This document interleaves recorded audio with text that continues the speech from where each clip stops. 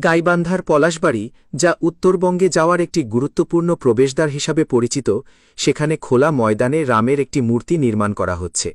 পাশাপাশি শিবের মূর্তিও নির্মাণের কাজ চলছে। মন্দির সংশ্লিষ্ট এসব স্থাপনা নির্মাণে শ্রী হরিদাস চন্দ্র তরুণী দাসের সম্পৃক্ততার কথা জানা গেছে।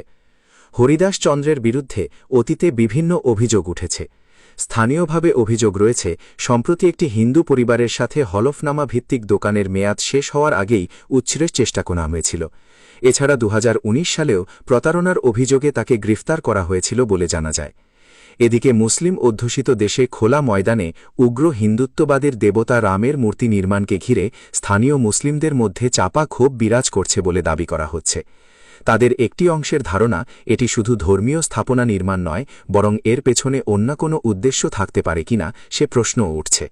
কেননা উগ্র হিন্দুত্ববাদেরা বিভিন্ন সময়ে বাংলাদেশের উত্তরবঙ্গের রংপুর বিভাগ দখলের কথা বলে। এদিকে রংপুরের বিভাগের মধ্যেই নির্মাণ হচ্ছে রামের মূর্তি।